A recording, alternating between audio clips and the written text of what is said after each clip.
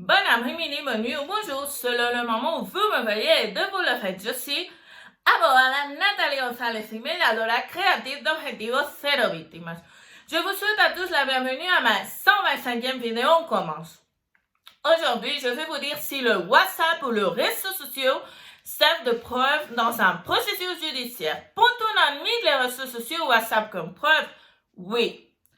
Est seulement valable pour les crimes qui sont réalisés à travers de ces canaux, le contenu des conversations. Pour le 2. WhatsApp. Les conversations et les étapes peuvent être fournies à titre de preuve.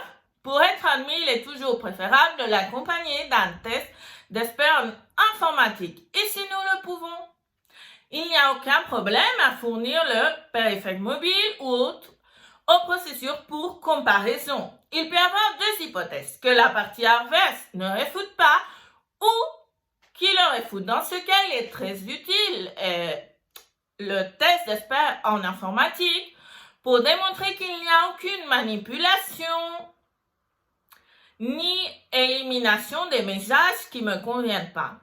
Imaginez que le titulaire de ce numéro nie que vous aviez envoyé ces messages. Que se passe-t-il? C'est à lui de prouver qu'il ne l'a pas fait. Avec lequel, si vous recevez un message, photo, un document qui vous inquiète, que vous voyez qu'il s'agit d'une menace, du contraire ou de tout autre crime, également une calomnie ou un insulte, n'ayez pas peur de le dénoncer ou de le poursuivre en justice car cela a été fait via WhatsApp. Je vous recommande toujours, en plus de l'étape précédente, de fournir le test d'expert en informatique. Enfin, je dois également vous dire que cela aussi, ça dépend du contexte. Par conséquent, en cas de doute, ça sera un plaisir de vous aider, de vous expliquer les étapes à suivre. Et rappelez-vous que la preuve est valable à la fois pour prouver des actes criminels commis en WhatsApp et aussi quand on utilise le WhatsApp pour commettre des autres crimes. Réseaux sociaux, Instagram, Facebook, YouTube, Twitter, LinkedIn. Dans ce cas aussi, on peut utiliser le test d'expert en informatique. Les deux hypothèses, c'est celui aussi de WhatsApp. Dans les réseaux sociaux, on peut constater la violation de certains droits fondamentaux, le secret de communication et le droit à la vie privée. Ce qui concerne le premier, c'est un tiers, accès aux informations sur le réseau social.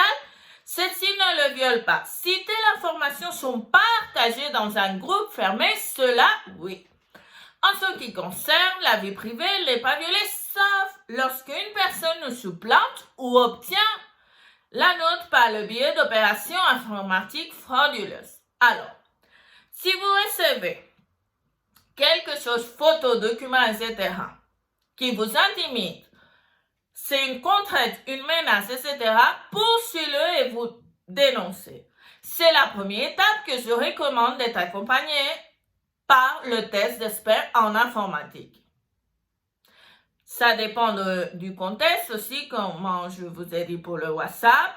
Rappelez-vous que la preuve est valable à la fois pour prouver des actes criminels commis à travers des réseaux sociaux et aussi comme moyen de commettre des crimes en dehors des réseaux sociaux.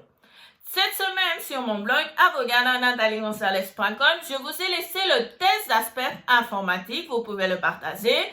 Comme toujours dans la boîte de description, vous avez mes données de contact et mes réseaux sociaux. Je vous souhaite une très bonne semaine. Rappelez de notre rendez-vous les mardis de Nathalie à 16h. À plus tard.